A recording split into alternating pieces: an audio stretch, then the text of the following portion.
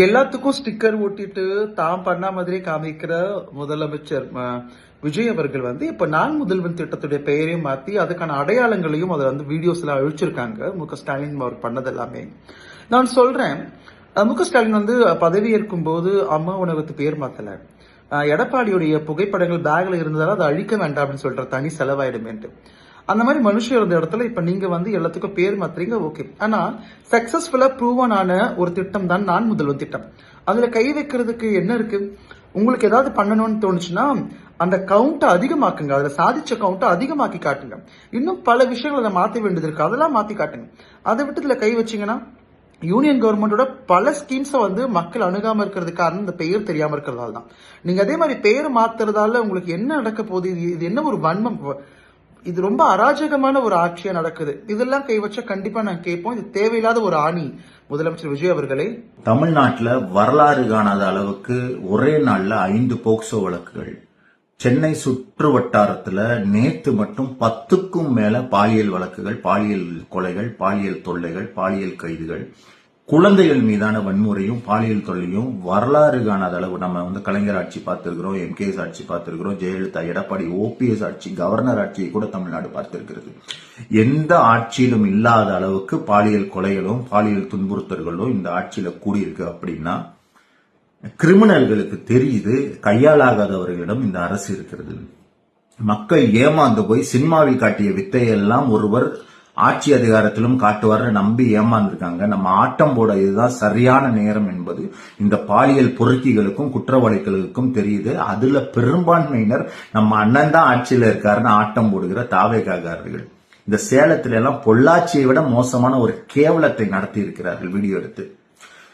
அதிலும் மிக கொடுமை என்னன்னா, இந்த குழந்தைகள் பாதிக்கப்படுவதை அதை பார்க்கவே முடியல. தாவேகா ஆட்சிக்கு வந்த போது இருந்த பயம் என்னன்னா, ஐயோ நாடு என்னாகுமோன்னு.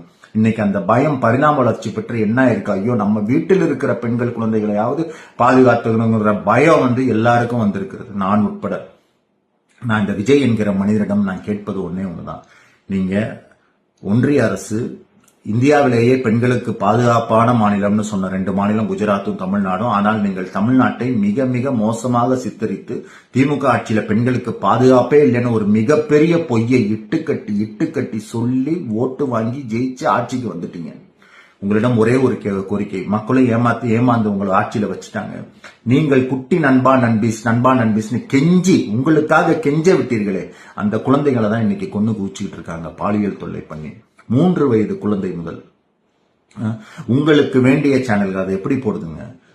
சாக்கடையிலிருந்து குழந்தை மீட்புன்னு போடுறாங்க. எப்படி பாலியல் தொல்லை செய்யப்பட்டு கொலை செய்யப்பட்ட குழந்தை எடுக்கிறது மீட்பான்.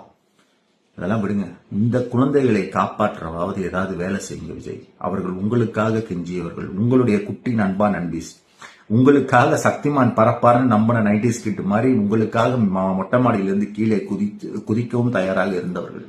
தன் அப்பா அம்மாவிட விஜய் மாமாவுக்கு ஓட்டு போடுங்கன்னு உங்களுக்காக கெஞ்சியவர்கள். கொஞ்சமாவது உங்களுக்கு ஈவிரக்கம் இருக்குன்னு எனக்கு நம்பிக்கை இல்லை. ஆனால் அந்த குழந்தைகள் நம்புகிறார்கள். ஏதாவது பண்ணுங்க. இவ்வளவு குழந்தைகளுக்கு எதிரான பாலியல் குற்றம் என்னைக்குமே தமிழ்நாட்டில் நடந்ததில்லை. உங்களுக்கு ஆட்சி நடத்த தெரியவில்லை என்றால் இதற்கு முன் நடத்தியவர்களிடம் தயவு செஞ்சு ஆலோசனைகளை பெற்று இந்த நிர்வாகத்தை சீர்படுத்துங்க. வேற ஒன்றும் நான் உங்களிடம் வைப்பதற்கு கோரிக்கைகள் இல்லை.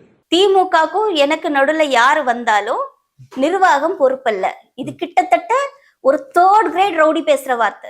அப்போ இவங்களுக்கும் திமுகக்கும் நடுவுல வந்தது யாருன்னா கூட்டணிகள் தான் இருந்தாங்க. நாங்க வெளியே இருந்து ஆதரவு தெரிவிக்கிறோம். நேத்திக்கு அவர் அவமானப்படுத்தினது கூட்டணி கட்சி தான் அவமானப்படுத்திருக்காரு.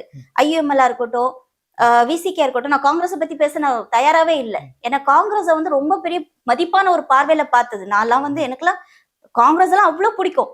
ஆனா இந்த எலெக்ஷன்ல அவங்க பண்ண விதத்துல